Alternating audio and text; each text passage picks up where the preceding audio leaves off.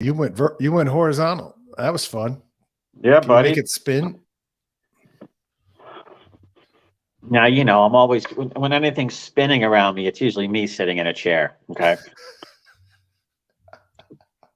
It's not me spinning. Let me find our we got canceled, Joe. What the fuck, Frank? I'm trying to find the fucking image. Hold on. What the hell?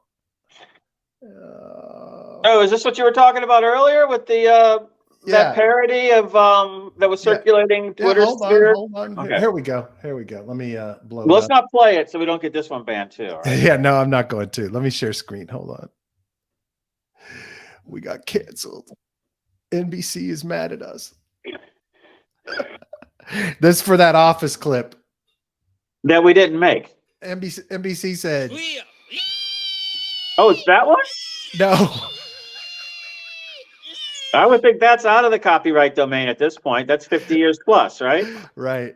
So if you guys are, if anybody watched was planning to watch last Friday's episode on YouTube, there were two segments I cut out because we got banned. I'm gonna see if they re-enabled the video from that day, or if we're still blocked. I wonder how long it takes them to fix it. Just for that episode? Oh, it's back public. Okay, good. Yeah, just that episode.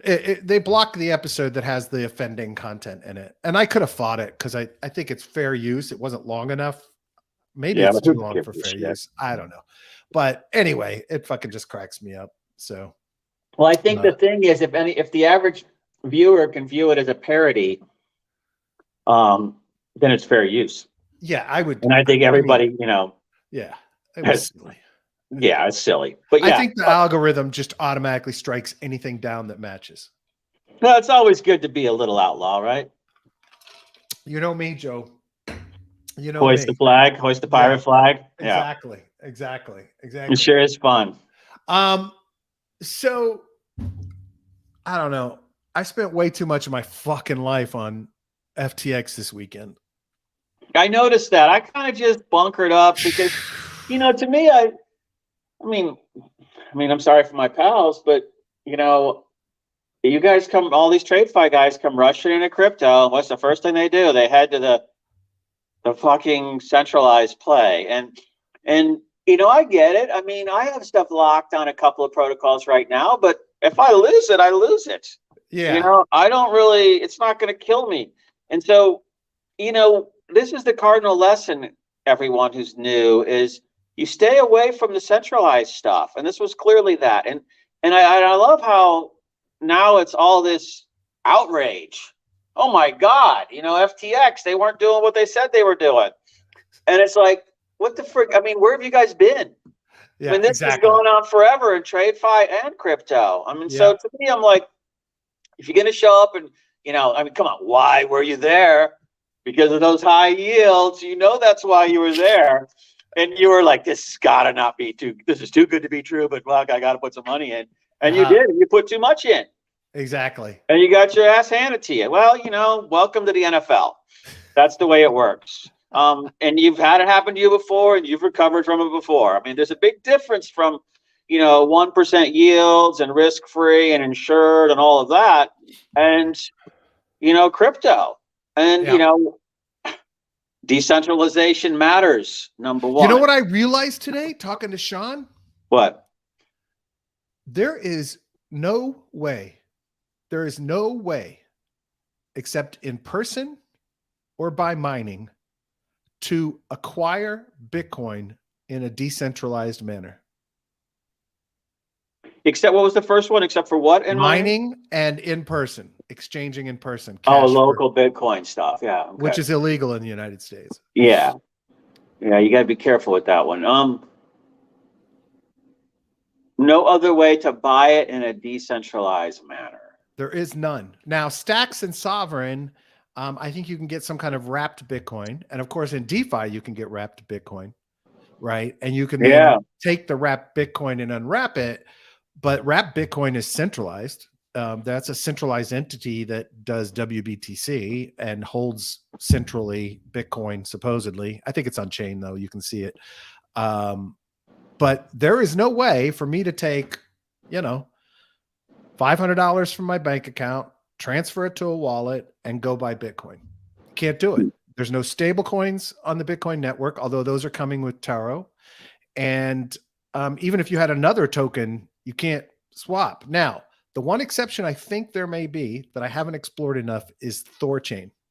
I think Thorchain, I can natively swap Bitcoin for other tokens. So that may be the only exception. I don't know the level of decentralization of Thorchain or anything else, but there is that, I believe. So, but other than that, if you're a Bitcoiner and you don't want to touch any of that nasty DeFi shit, on the Ethereum blockchain or Thor or whatever else, you literally cannot buy Bitcoin unless you do it through a centralized exchange. And then move it off. Yeah. But that's kind of what, look, isn't this what we were doing in 2017, 18, 19? It was like the cardinal sin was don't leave it on exchanges. Yeah. And I get it. People trusted these people, but the whole ethos of crypto is to trust the math, not trust the people. Yeah. Because whenever you get people, what comes with people is, I'm one of these guys who believes that we're all, good and evil inside of us. And you have to beat the evil down every single day just to eke out a 51% good. And I don't trust people when it comes to money. Yeah. So, to me, the whole idea is to find this stuff, or if you're going to trust people, to diversify across 10 platforms. Yeah. Like if you're staking ETH, I think there's an argument, maybe stake it across 20 nodes, if it's cost efficient or something. But, just all these little things you can do to reduce risk a little bit. Celsius, FTX. There's plenty from the past too. But remember, everyone, and this is what cracks me up about the TradeFi people, is that when you invest money in something, expecting to get more money back, what you're really saying is you're trusting these people to take your money and invest it somewhere else and turn it into more money. Exactly. Okay? So if you're seeing a yield there of, say, 7, 8%, 12%, whatever, 15%, you got to know that protocol or that bank in the real world, of course, the yields are a lot lower, has to then reinvest that money to generate return to pay that yield. Yeah. So if you see it, so high, there's usually a couple of things going on at that point. One, it's basically VC money being spent on marketing. And the way they market is by financing high yield, so that you get deposits into the protocol, to all the things that Brad talks about, building up communities, building up usability, building up stability in the protocols. So there's a lot of liquidity, all those things that build it. I look at all of that just like I looked at the .com money, all the VC money pouring into all the friggin', let's say the company's trying to figure out how to deliver 40-pound bags of dog food. It was all marketing dollars. Go buy the Super Bowl ad. Go do this. There's always going to be more money. Well, there always isn't more money. Right. So, to me, that's where the yield comes from. So there has to be something more than just that sticker. It has to be something else they're doing, and that's when I look at the edge of DeFi and I look at, I don't want to shill any names in particular here, but who we talk about. That's right. You got to see those are maybe not the answer, but they're part of the answer. And then you figure out ways, because that's the stuff that, true crypto people will want to invest in first. Okay. The ones that help prove this transition to, this decentralized world. Now, maybe it's not going to work here. Maybe it's going to augment on the TradeFi somewhere. But then when we keep going and we keep going into the GameFi and the metaverse and all the other stuff we talk about, where this is all, we know where it's all heading. We're building metaverses every day just by our phone feeds and our stream feeds. Whoever aggregates all that stuff. You remember I was thinking about this morning. Remember the .com world? I was doing stuff with company called R.H. Donnelly out of Chicago. Uh-huh. And I don't know if you remember them, but I remember R.H. Donnelly. Absolutely. They were publishers of the friggin' white pages. Okay. They had all that data in analog form. And, obviously did a whole bunch of stuff with that data to turn it into the .com world. So think about all these people that are just aggregating all this raw data right now. That's what I think is going to turn into maybe this metaverse concept we're all talking about. So that's where these decentralized platforms will really, really work well. And so remember, we're on a journey and we're trying to figure out what the answer is. We don't know what it is right now. We know it's not what we have 100%. We know it's not what we wish for 100%, because human nature gets in the middle. So your best tack is decentralization on everything you try to do. And if you're going to do centralized stuff, get it in and get it out. You remember me when I was like sweating bullets over at Binance like 2 years ago. I'm like, oh my God, I got like 30 things going. And I'm like, are you comfortable leaving stuff on this exchange? And, you were like, he seems to bail everybody out if anybody gets hacked. And I'm like, well, nobody else is doing that. So that's good enough for me right now. But I assessed the risk. Yeah, absolutely. Because they could pull the plug anytime. So look, when you guys, the normies, are coming in, the hedgies, I'm seeing a lot of stuff about you guys are scouting DeFi opportunities. You need to talk to people who've been doing it for 5 years. Yep. And not the people that are just the pure cheerleader types. The people who come in and rip it apart and turn the pure cheerleader types onto it so they can tell us what's wrong with it. Yeah, absolutely. That's what you get listening to us. Yep. So, I don't like whining about past events. You guys know that.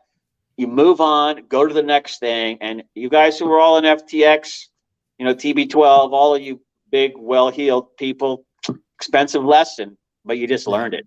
Yeah, I mean, the pain I have the worst for is the people who the grassroots dudes. Yeah, man, the people that had all of their crypto in there because they thought it was the safe place to be. Even fucking Mr. Money. There's a clip of Kramer? Mr. Money. Yeah. From Shark Tank, the guy. What's his name? Oh, yeah, I know. Kevin O'Leary or something. Kevin like that. O'Leary, big investor in Circle, yada, yada, yada. There's a clip of him saying on stage, I got to find this. I saw that clip too, but I can't remember exactly. Of him saying, the safest place in the world for your money is FTX, for your crypto is FTX. I'm like, dude, that's going to fucking come back to haunt your ass. Yeah, so now every one of his listeners can sue him and say, you told us it was okay. Exactly. You're a financial advisor in the public space. Everybody trusts your opinion. You said it was okay, so I put all my money in. That's Lawsuit. it. Bang. That's it. Yeah, that's the people I'm hurting for. I really, those people can't afford that lawsuit, though. Exactly. This weekend, there's this guy, Mario Narwhal. There we go. Yeah. He had monster spaces this weekend, and I hopped in and out of a couple of them this weekend, but there was like huge fucking names on it. And there's a lot of people being critical of him, but here's the bottom line. There were some really interesting discussions happening there. The recordings of it are all up. I guess I'll put some links in the show notes, but I mean, it's like literally like 60 straight hours of fucking spaces. So going through that shit, it's going to be a nightmare. Hopefully somebody's parsed through it and listened to the whole thing. Some intern somewhere. I don't know. But some really great discussions were happening. And then I took the opportunity, Ryan Sean Adams from Bankless did a tweet. What do we do next? Basically saying, how do we handle the regulators coming? They're coming to kill us. And so I tweeted what I've been saying all along, which we've been saying of late. I said, we need to go on offense. Rather than saying, please don't regulate us to death, we need to start advocating for the entire financial system be on chain. That allows us to make the case that FTX, mortgage crisis, et cetera, are all less likely with transparency. Time to flip the frame. So I'm actually really hardcore reaching out to people in the space that are doing work in politics and doing lobbying and advocacy. Andrew Yang and I go back, and some other folks, Ryan Selkis, 2-Bit Idiot. By the way, speaking of Ryan, this is pretty fucking impressive. So he did start a PAC, GMI PAC. They backed 19 candidates, pro crypto candidates, all 19 won. Oh, good. And it's a mix of Republicans and Democrats. And I mean, every single candidate they backed won. That's a pretty fucking good record for a PAC. Now, they may have been selective with 16 of the seats were open, by the way. 16 of the campaigns were open seats. So they might have been selective about, better candidates, but at the end of the day, picking the winner in 16 open seats is pretty fucking impressive. Especially when they for a brand new PAC. That to me is pretty amazing. Yeah, I think it is, but I think it's further evidence of the trend that was clearly on display in those midterm elections. Yeah. That, the Gen Z trend I'm speaking to in particular, that youth came out in mass. And this Gen Z group, they are, despite all the environmental fudge you hear in some channels, they're like beyond labels. So these guys are like, what are we arguing about all this stuff? Like, the social issues, let's say. Haven't we already figured all that out? They're coming in with like, there aren't any categories, there's no like binary category about anything in their mind. Exactly. And I think that the groups that aligned with youth, not burn it down youth, but let's aspire to make it better. The framework's here. We don't need to change this. We just need to fix the framework and get beyond all this bullshit and become one. I thought that was super cool. And I think these guys obviously picked up on this trend. And to me, it's so reassuring to see that the crypto ethos goals are in line with Gen Z goals. Yeah, that absolutely. is a friggin' fantastic thing for all of us. Did you see this headline? Which one is this? Oh, yeah, I did see that. That was friggin' funny as shit. Crypto confidence soars after CEO defrauds customers, just like real bank. We made it. That's not watching. It's the Onion. We made it. This to me is fucking classic. I love the Onion. Yeah, the Onion is so funny, man. Half the time I see that article though, and I don't know. You can read the headline and go, "Oh, that's the Onion." Most of the time, yeah. But sometimes it's just so deadpan. Sure. Yeah, you're like, "Wait, what?" Yeah. Crypto confidence reportedly soared Friday after investors realized that CEO Sam Bankman-Fried defrauded customers just like a real bank. I actually feel a lot more comfortable investing my hard-earned money knowing that this company has no reservations about recklessly gambling with it, just like a traditional banking institution would, said 36-year-old crypto investor Daniel Palmeiras, explaining that he was previously hesitant to invest in the decentralized unregulated currency before learning that their exchange companies were happy to fuck over their customers, just like banks such as Wells Fargo. It's so funny. I kind of was sitting around on Bloomberg a lot over the weekend just to see what they're saying, on the fun. And it's just this, it reminded me, you guys have all seen Casablanca, of course. And I can't remember what the actor's name is. Big actor comes in, not Bogart. And he says, "I'm shocked to discover there's gambling going on in here." And then Rick, Humphrey Bogart, "Oh, here's your winnings, sir, by the way." It's like, this is what I see here. They're all like, "Oh my God, SBF and all this, and they want us to trust them, it's that kind of thing." And you're just like, you guys are supposed to be the smart ones in the room. The big exactly. In the room. Exactly. And so hook, line, and sinker for what everybody in crypto was, I don't want to say was saying stay away, but it reminded me of like remember in 98, 99 time frame, we were raising a bunch of money for the fund and we had some inroads into Enron. Yeah. And so I was talking to a guy who was on the board of the World Bank, and he told me, as we were having coffee, he says, look, I don't know much about Enron, but there's just a lot of chatter out there that there might not be as much real there as people think. And I was like, oh, okay. Uh-oh. So wow. I can read the tea leaves on that one. Yeah. And it's like, so that kind of chatter's out there everywhere whenever something like this is happening, and people know it.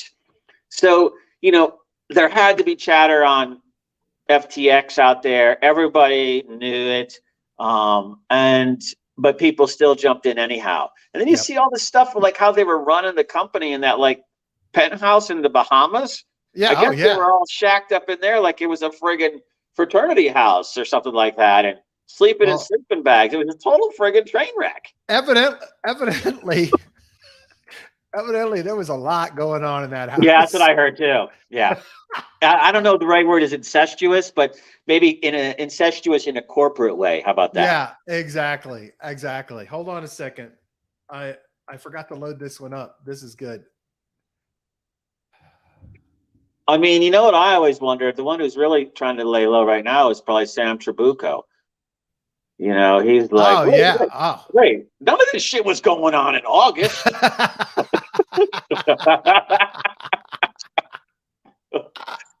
I can't believe this. What have you guys done to my company? Exactly. This is a train wreck, man. But it points to a couple of things. One, you know, that you got to always have, I guess, the couple of phrases. Don't drink the Kool-Aid. Don't get high on your own supply. You know, have sanity checks around you. And not just people that are going rah, rah, rah, but the people that are going to annoy the shit out of you. Yeah, yeah. Those are the ones you want around you because they're bringing up all the uncomfortable stuff. They're going to drive you crazy, but that's what keeps you from going too bad. And with Sam's case in particular, no matter whatever shit show it appears they were running there, you know, he actually got to the point where he was looking in the abyss and decided not to go further. Yep. So, you know, that's a gutsy move too, because you're acknowledging basically that you can't do it. Absolutely. And that mistakes were made, but you're not going to keep going. And, you know, of course, everything else after I can't speak to. I don't know about all this alleged hacking going on out of the different ones, if that's the feds or, I mean, if that's the bankruptcy court guys or if that's insiders looting the till, I don't know. Yeah. But, you know, the courts will sort this out and we'll see what really happens. This is his house. It's already up for sale for $39 million in the Bahamas. Again, you know, nothing against the Bahamas or any of these islands, but damn, it gets friggin' boring in these places. Yeah, after a while. I mean, after how many 4-hour massages can you get? How many margaritas can you drink? Oh, wait a minute, I bet these guys don't even put it that way. I bet these guys don't even go to the beach. I know, right? So you're just trapped in this like gilded cage, basically. Well, and they were all on amphetamines. Like there was actually, I heard about that. I shouldn't spread this shit there. We have so much flying around in rumors that we have no idea, but they're joking that, I mean, I've seen some people reporting that people were encouraged to get on amphetamines. Anyway, I don't know. Yeah. And also what does that mean? You know, it's like some countries that stuff's legal prescription wise. You know, like, and what is it? You know, are they doing crank or are they like taking a prescription pill? You know, that's kind of a big difference there. Hey, I got a little poll up on my Twitter feed. Don't forget to vote on it. Oh, I said, I'm not buying into conspiracies, but here's a question. If SBF had something on Gensler, would you support a testimony deal for Sam? The answers are hell no, Sam needs to rot. Hell yes, I would love it. Or stupid question. Dude, if you got the dirt, man, you just tell your lawyers. Let those guys talk to those lawyers and let them sort it out. Because unless it's the SEC who's prosecuting it. Well, yeah, but you have no. But look, you have these. How do you feel about your boss? Oh, I could see him asking, how do you actually feel about your boss? Oh, well, you know, it is any organization. Most people don't like the boss. Exactly. I mean, that's nothing new. Bosses. James says, let him rot. James, did you catch up on sleep this weekend, buddy? I hope so, man. I would say, look, if he's got dirt, then, you know, but of course, you know, when he cuts his deal, that dirt never gets public. Yeah, yeah. So it's not like you're ever going to see it. But, you know, unless it's testimony against. Yeah, but if there's a deal to be had over that information, they're going to cut the deal before it even gets to testimony. Yeah, maybe so. That's cut in the back room. But I would, you know, look, Sam, I mean, if he agrees to give testimony, then against Gensler. No, he's not going to do that. I'm just saying, it's just a theoretical question, dude. It's not meant to be serious. No, I'm not. I'm not trying to argue with you. So I didn't mean to sound dismissive if I was. But I just look at, you know me, I'm always trying to figure out how things really work versus the way we want them to work. How do we shape that existing machinery to get the objectives that we want? Yeah. Hey, so those of you just joining us, be sure to rewind when we're done. We had some interesting discussions before this. So, hey, Joe, did you get my message about Twitter Spaces? No, I did not. I sent you a message in Telegram. I spent 30 minutes this morning trying to fucking set it up so we could simulcast Twitter Space, and we cannot. And the reason is there's a 10-second lag on Twitter Spaces. I guess so you can censor bad words or whatever. And so what it means is that that Twitter Spaces. you can't sync it up, right? So people that would be watching us on YouTube would actually hear me twice, both the Twitter Spaces feed that I would be fitting into YouTube and what I'm saying on the microphone. And there's no way to filter that out of the Twitter Spaces. Plus, it would all be lagged. So unfortunately, we have a choice to make. Oh, we can do a test one day for lunch and just do all Twitter Spaces and see what the response is like and see if people like it or not. But the nice thing about that is that means that everybody in the community not only can send comments, but they can actually hop up on stage and talk, right? And we can have further, more in-depth discussions than we currently have. The show might go for 2 hours or 3, but who knows? The other option is to test another time, like DeFi dinner, like, do a half hour every other day or something with a Twitter space and discuss some of the stuff we talked about, but basically make it about getting everybody on stage to give their thoughts. Sean says, so many wanted the institutional players in crypto. Now we pay the price. Yeah, there is a little bit of that, but yeah, well, that's an interesting point, Sean. Well, either way, whether it was institutional or not, probably FTX is going to get in trouble. Okay. Yeah. Playing this way. Yeah. So again, I would rather have these you look at like SoftBank and Sequoia. I mean, you see people on Twitter going, oh my God, Sequoia lost $100 million. Sequoia's like, it's a rounding error. Exactly. Zero it out. Because, FTX also invested in Sequoia. So, they're like, got capital in there already. And they're like, yeah, who cares? Give them a pass. Boom, gone. That's what VCs do. You basically, the carnage you cut. So, I guess, to me, it's the. Yeah, but look, at the end of the day, those guys are licking their fucking wounds privately because this was a big play. It was very public.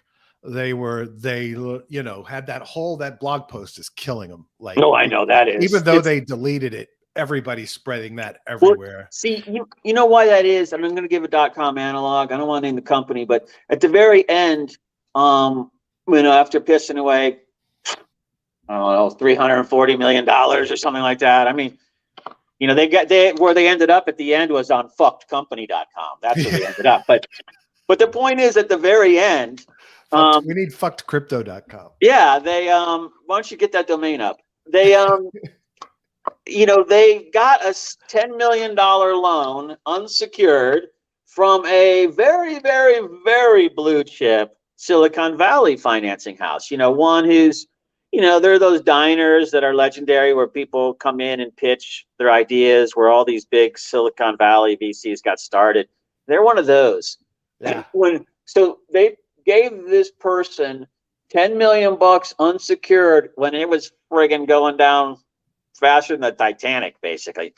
And he took the money and bought a couple of penthouse apartments, a couple of Lambos, some skyboxes around the country at different stadiums. I mean, he just pissed it all away completely in a matter of, I think I'll say months, but it could have been weeks. Yeah. And did they come after him? No.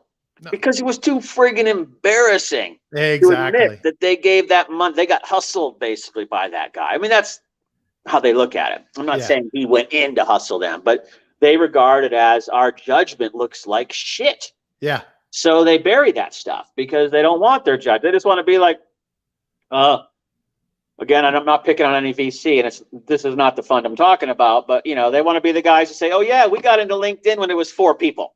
Right. Yeah. Well, Niblets asks, is the ego wound greater or less than the financial wound for institutional? Well, for Sequoia, not only is it an ego wound, but it's a reputational wound. Yeah. I think it's much greater for them than the financial wound, right? Like you said, Joe, it's nothing for them, the amount of money they have. So I definitely think it's the ego and the reputational wound is much more significant. And they looked like something with that blog post. They looked like something out of the TV show Silicon Valley. I mean, it looked like a fucking parody, like something that should be on The Onion. Like, that's how bad it was. Like every aspect of the bad VC reps was in that blog post, from the lemming into investments to this FOMOing like crazy. Yeah. Going totally conned by stupid ass business model that every fucking crypto had ever invented has. All of it was just the hero worship. The whole thing was just painful. Well, and the reason it hurts them so much is because whenever these guys, it's not like everybody can invest with Sequoia, because of that brand image. So when they do, Sequoia Fund number 27 or whatever they're up to these days, and they go out to raise, they have, of course, they have to go back to everybody in the original funds all the way through and offer up the stakes to them first, probably. Yeah. And then it goes out to new people. So, to get in that fund, you kind of got to have something else to give too, whether it's some market intelligence or information or expertise. That exclusivity is there, like Berkshire Hathaway or something like that, Right. So when that reputation takes a hit, then, there's not as many people trying to get into those funds. Yeah, absolutely. So it is hugely important to them, and much more so than the dollars. Yep. Binance announced yesterday they're starting a industry recovery fund to help projects struggling with liquidity. Now CZ's getting criticized, like, oh, you're going to come in and scavenger up but bottom line is it helps the industry and it helps Binance. What the fuck? Binance has invested literally in, if not dozens, close to hundreds of DeFi competitors. I mean, Binance Labs invests in everything in crypto. Like, it's like, so I think this is a good thing. I'll take it. Look, if he can save a few protocols from going under that are good protocols and good teams, and help them be able to actually pay their fucking people because their money's locked up in FTX, I'm all for it. I'm all for it. Yeah. And other players have announced that they're going to partner with him on it. He who has the gold makes the rules. Look, but to stave off remember, this is what Sam was trying to do a couple of months ago, if I'm not mistaken, when he was taking up the Vanguard's post-Terra to try to stabilize. Not the regulatory stuff, but, remember he came in and started buying all this stuff up? I mean, Voyager's the one that stands out. But, there was a bunch of other stuff. And I remember you showed me that chart of, all the different protocols that FTX invested in. Perhaps there were rules where you had to hold the treasury on FTX or something like that. Yep.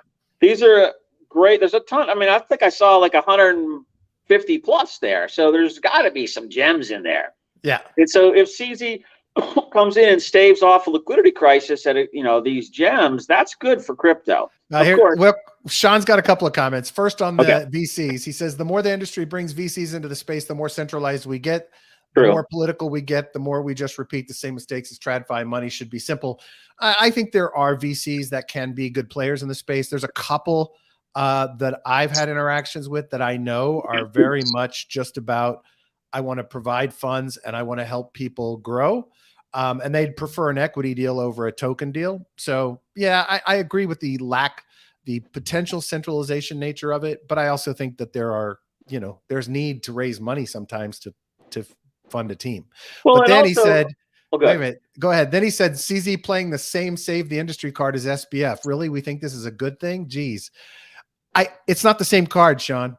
SBF was saving projects in the centralized space to save his ass, because those companies had boatloads of FTT that had been loaned to them or funded them by Alameda and by FTX Ventures.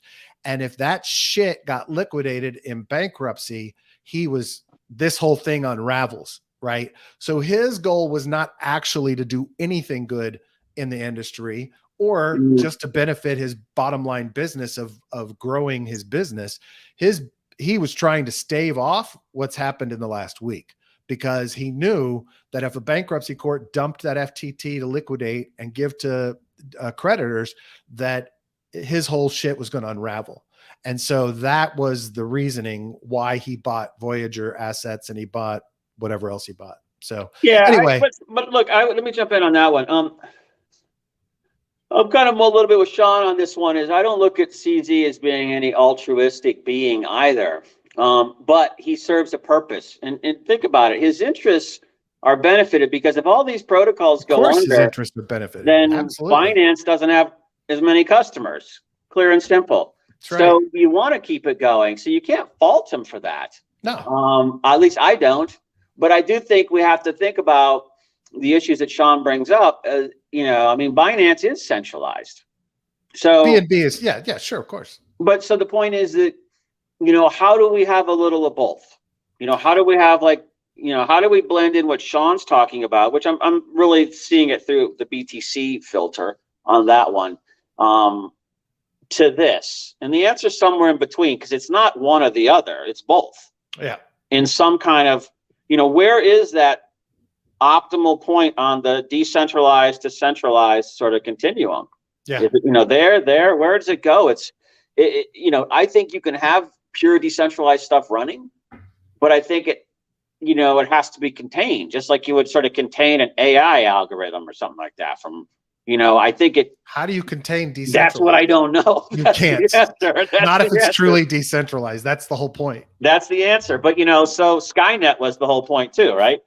So the point is, I'm not equalizing the two, but I'm saying, this is what these regulator types are thinking about when they say, that risk-free world of finance out there that, it does allow people to put money in banks, and, banks go under and stuff like that. But, nobody lost any money on a bank deposit, and, no individual did, at least in 2008, because they paid out over the limits. So there is a perception that is whatever shenanigans go on at the top of the banks and, mortgages and all that kind of mess, and corrupt behavior, kind of compartmenting that aside. But there is that sort of piece that you get earning 1% interest at the bank versus, playing cowboy everywhere else. So right. I don't know the answer. I think both. I think there's an argument to be made of, hey, they fucked up. They put all their shit on a centralized exchange. They lost their money. Maybe they should die and somebody else should fork their code, or that team should go fork the code and start the project again. So there's an argument to be made there. But the other side of that is, yeah, what the fuck? Why wouldn't CZ go in and buy up some shit? Right? Like, I mean, and if he lets them run the way they want to run and lets them build the way they want to build, and he gets equity or some revenue stream from that, more power to him. That's free market. That's the way. I don't have a problem with that at all. The free market works. So Sean said, disagree on the details there, man. Speaking directly to what I said about why Sam Bankman-Fried bought up Voyager, etc. Well, okay, we could talk about it, but I'm pretty confident in that assessment. But if there's more details, I don't know. I'm always open to it. He said, but Thursday, maybe we can look at the real difference between CZ and SBF. In my opinion, none. Yeah. So yeah, I can't wait. Sean's coming on Thursday. Should be fun. I love that. Niblet says perhaps VCs and institutional money has a role to play in projects that build on top of crypto DeFi, but not in the common good economic models that are crypto DeFi. Well, here's the bottom line, and this is the beauty of the space, right? We can't stop VCs from investing in protocols. We can't stop protocols that want to take VC investments or angel investments or bank investments or whatever. We can't. The market has to decide whether they accept those players in the space or not. And that's what the market decides. Now, the good news is, the silver lining of this collapse is a lot of things. People are running from centralized. The only one who's seen only a minor decrease or a minor increase in people leaving the exchange is Binance. Everyone else is seeing massive flow out. Crypto.com, there's a huge FUD going on this weekend that they were playing games with their money and had big exposure. The CEO keeps saying there was only 10 million exposure. It's bullshit. They're just being slammed and people are trying to kill them, whatever. The bottom line is human beings are making a decision to come out of centralized to on-chain. And that is a great thing. Boosting up the hardware wallet sales, you learning how to use wallets safely and securely, coming out of centralized exchanges. That's a positive silver lining. The other silver lining is that people are going to be more engaged, more involved, ready to fight the fight, and fight for decentralization. That's a really good thing. And so if people are more stringent about it, if people make choices, if people create lists of protocols that are and are not centralized and changes that are not, I'm all for it, man. I love all this introspection. And I think that, look, the only way we grow and evolve is through pain and suffering and death. And so that's just the way we operate. And the beauty of crypto, the beauty of DeFi, the beauty of decentralization, and of what Satoshi originally created is it gives us the opportunity to overcome the one constant in human beings is that they will always be self-interested and greedy. And that's why we can never train out people from greed and from fucking other people over. So what's the solution? The solution is a transparent, decentralized, blockchain-based money system. And that's what we have and we bring to the table. And that's the argument I make about being proactive and going on the offense. So Sean says Binance is also losing reserves, by the way. You can check all this stuff on chain, even for sexes. Yeah, I heard him saying in a interview this morning that they've had some people withdraw, but no more than any other big price decrease or other event that has occurred. And it's not a significant amount. So I don't know. I haven't looked at his current standing, so no idea. Real quick note, Saturday was the anniversary, let me do the math, 32nd anniversary of arguably one of the most important events in technology history in the last 40 years. And that was Tim Berners-Lee's World Wide Web proposal for a hypertext project. And 5 short years later, I was loading up my first web browser instance and being blown the fuck away by what was possible with the internet. And it is incredibly arguable from my perspective that this is everything that has happened since is because this was invented. The web was invented. And so it's a big deal. So anyway. What year was it you loaded up your first browser? 1995. Yeah, that was me too, right around there. Netscape was going public at that point. And that was the first IPO that got everybody sort of in tune with what was coming. Yeah, I definitely remember all that. That was like April, May timeframe, I think, of 95, right around there. August of 95, the Netscape IPO. Yeah, because I remember there was something. No, I was in the pre-IPO allocations I was getting into then. So yeah, that would have been earlier because I remember I was still in school then. I remember we were talking about it, me and my buddies, and we're all getting into that deal. Speaking of which, I'm going to be interviewing this guy. I was in a regulatory discussion on Twitter this weekend, and J.W. Verrett, he's a law professor, CPA, et cetera, is actually starting a fund entirely focused on suing regulators. So constantly suing them, helping protocols and projects that get dinged by regulators. So basically trying to bog them down in lawsuits and get them on the defensive, which, I love that shit. So. Yeah, look, that's, litigation finance. Yeah. I think it's a good move. He gets to evaluate the ones he thinks have, I guess, credence or the opportunity to succeed, and he finances it. So that's not man. what this is. This is to sue and block things like the SEC attempting to call somebody's project a security, or like his goal is to sue the SEC for SEC stepping over their bounds, et cetera. I mean, I guess there could be. I think it's a nonprofit structure, but not for sure. So but anyway, strategically, I think it's smart for the space, and I'm glad to see somebody doing it. Well, someone that wants to throw money behind that type of, like all the other lobbying firms should be putting an allocation. I mean, I don't know these guys. I'm just going off of what you said. But, if you got one guy who's going to come in and take the high-level lawsuit against the regulators in defense of coins, then the lobbyists can keep then lobbying the Hill and everybody and telling them we need to change the rules, while someone else is stymieing the regulators in court and stymieing them in a way that's, leading to resolution of all these issues that we've been trying to figure out. Exactly. Yeah. I mean, that's the whole point. Look, these government regulators have limited resources, a limited number of attorneys, and Gensler's been firing the experienced ones, or they've been quitting because they don't want to work for him. So the idea is that if you bog them down in lawsuits, that's a lot less people they can actually go after. So it's, to me, a smart strategy. Niblet says, Links, Mosaic, all the days. Yeah, my first browser Niblets was Cello. And he said, Usenet, Gopher, IRC, fingering people on Unix terminals, good times. Yeah, it was crazy.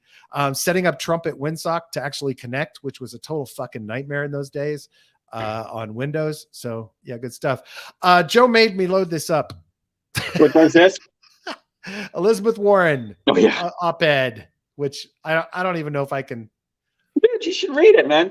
Look, I know that she's your cougar crush. We all know that. Yeah. But look, I read the agenda. I read what she's saying, and I mean, nothing stuck out to me as some big, against everything that I think kind of thing. And I started looking. I go, man, if you're like an economic populist, and I'm like including everybody, the economic populace within the MAGA movement, the economic populace within the Sanders movement, and others. This is something to read, because the program she's saying, I think that they speak to the working man. But what she really says is that, now remembering it, is that when we went into the campaign, everybody was saying, no, don't stress all the working man initiatives, and don't stress the student loan stuff, and don't stress the women's rights stuff. Don't stress the things that tend to help the less economically fortunate. Talk about the other things. And what I think in this cycle, what they did instead was really stressed all those things. What it was for the people that are struggling. What you got, the Medicare stuff, the insulin caps, all this stuff, and and it got through. Even in a high gas price environment, it got through. And so that's what I thought was so interesting. So I would just say, whether you love her or hate her, I mean, I'm kind of in the middle on her. But read what she's saying, and that's the blueprint of what we talk about when I talk about man of the people. These are the things you need so that everybody may not be an equal shot, but it's a shot and at success. And in the top, whatever, they're gonna incestuously piss away all that money after a couple of generations anyhow. So the focus has to be on the people trying to elevate themselves. And this sets up a structure in my mind that takes all that crap you got to deal with every day when you're just trying to feed a family or survive, and allow you to kind of think about your next moves. Where it's not reaction, it's strategic action. And that's where everybody has to get. And it's hard. You can't do it if you don't have money, and you got kids crying because they're hungry, or you've got whatever issues dealing. You can't do it. So you need something that gives you some peace of mind and a way to start thinking about, okay, what do I really want to do with my life? And that's why I liked it. Okay. So read it, dude. Yeah. You'll probably get a chub. I don't trust her as far as I can read what she writes, or throw her. I don't trust her. Yeah, but you don't really trust anybody. So. Oh no, I trust a lot of people, but name one you trust. Her. Go on the record. Who do you trust? Who do I trust? Give me one. Give me one. Paulus from Colorado. Okay, let's remember that. I want him to be the nominee for the Democrats in 24. He's a libertarian Democrat, avidly pro crypto. But he's the LGBTQ candidate too, right? Isn't he gay? I think he's gay. Yeah. No, I'm saying because that's where Gen Z is. I think you're right. I think this guy fits in because he's enough of a translation between the generations. Fantastic, man. He hits all the nice little libertarian pieces. He's nice and progressive on some democratic issues. The real progressive, I mean, not the fucking progressives that aren't progressive. Pro crypto, free markets, Democrat, just good guy, elected big time this, cruise to re-election this year. Just he is exactly the kind of candidate we need. Exactly. So let me ask a question, because you know who he's going to be running against. Buttigieg, Pete. So Yeah, what I do you don't know think if about Pete's those two? gonna How do give you it another. compare You those think two? Pete's gonna give it another shot? I don't know. He's making all the moves like he is. I mean, he's in the top 5 of anybody that's going to be running on the I never Democrat liked side him. other than Biden. I never liked him. During the entire campaign, all he did was steal policy ideas from all the other candidates. It was like hysterical. There was like a whole meme on Twitter of what did Pete steal this week? Like, it's absolutely hilarious. They would do like videos of him talking to one of the other candidates at the debate. And, and then the next week he would come out with and speak almost the exact same words that the opponent in the debate had spoken to him. It was like, there was like this ongoing running meme that this guy didn't have an original idea in his head. Oh, so like people who like parrot what you say and then regurgitate it back to you all the time. Yeah, Exactly. I know that too. I hate that. Yeah. Solana ecosystem did a really smart thing. They put up a page disputing or dealing with or talking about the facts around the network and what's going on. Now they couch some of it a little bit, that could be more impactful, that they don't make as big a headline. But I'm going to put a link into this because any of you that are involved in Solana and want to know kind of what's going on, it's a good starting point. I wouldn't trust it implicitly for all my information about Solana, but it does seem to be very factual. And Shizzy says, is Solana backwards as anal OS, anal operating system? Oh my God, that's right. I will never be able to unsee that, Shizzy. Thank you so much. Bravo, man. I love those catches. I have a bunch of new tools I have loaded up for today, but we're not going to have time because I have a 1 o'clock hard stop. Save those for the next time. I don't want to put everybody into nap mode. Real quick, God knows what the bribe was for this, but St. Kitts and Nevis to adopt Bitcoin Cash as legal tender in 2023 and mining. Somebody needs to get down there and tell those folks that this is just a colossal mistake. Just seriously, people. I mean, fuck. Why would anyone choose Bitcoin Cash instead of Bitcoin or Ethereum or anything? Fucking USDC centralized shit at this point. I mean, anything besides Bitcoin Cash. It's an incredible level of ignorance, but I mean, you got to believe that there's something going on there to make them pick this. Which country is this? Nevis? Nevis and St. Kitts. Yeah, dude. I mean, look. Yeah, exactly. $400,000 for a Exactly. citizenship, basically. Exactly. And the reason a lot of people also reincorporate in Nevis, I mean, look, we're talking about here, when I talk about these options, is about, let's just say something happens. Somebody jumps in front of your car. You're looking at your phone. You run them down. And now you got friggin' lawyers taking all your shit. This is what we're trying to prevent. So we're giving you plan Bs. So that's why people go to Nevis and, set up, reincorporate their companies there or go for passports. And there's one other cool rule about Nevis. If anybody sues you in Nevis, they have to physically show up and post it used to be 25 grand bond in cash. And at that point, under Nevis's law or constitution, the government of Nevis has to notify you that someone has filed a lawsuit against you and advises you that you have 72 hours to decide what to do at that point. Exactly. Which means move it all. So, exactly. So, that's why people like Nevis. So to me, and it's clean. So in the sense of that, it doesn't have all those taints that some of these other locations have. Yeah. And it's close. Yeah. So, it makes sense to me that they would adopt some kind of crypto thing, but BCH, again, I don't really know anybody that does anything with it. Because it's backed by a let's just not. Yeah, that's the fork one, right? Yeah. Piece of shit. But it's stupid. Yeah, but you do see them. I saw them popping up in you want to talk about fucking over newbies.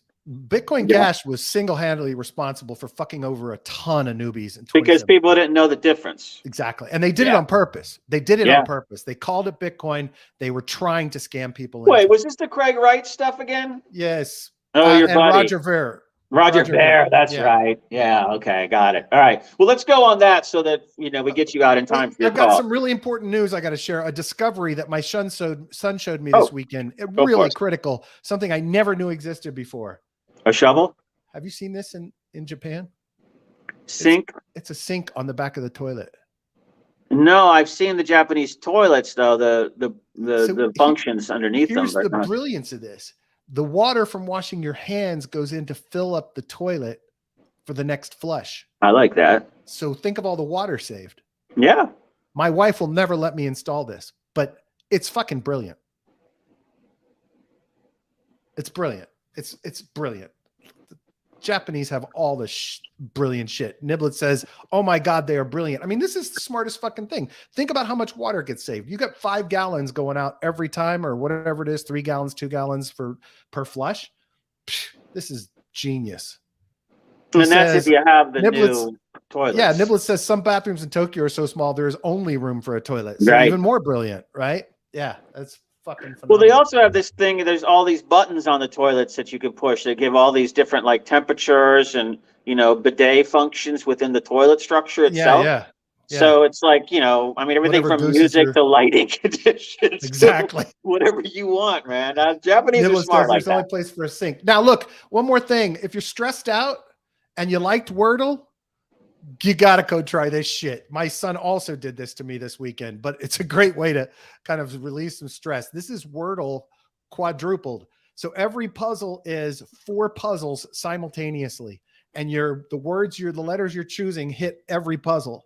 So you have more chances. You have 9 chances to solve, but it's brilliant. It's so much better than Wordle. So anyway, anybody that needs something to do, it's Quirtle. I'll put the link in the show notes.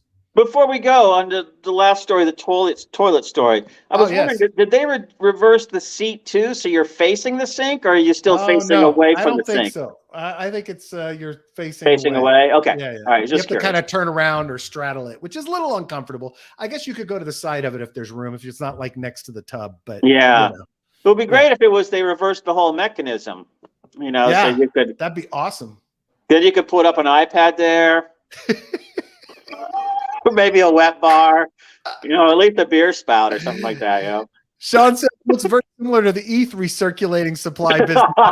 He just can't help himself. It's deflationary, man. It's deflationary. Exactly. I got to run. Thank you. Go, buddy. All right, we'll see everybody tomorrow, man. All right, love you and appreciate you. Please like and subscribe and review us on Apple Podcasts and Spotify. If you're on YouTube, make sure you subscribe. Click the little bell so you get notified. And please smash the thumbs up on this video so we boost ourselves in the algorithm. Joe, have a great day. I'll catch you later, buddy. You too, man.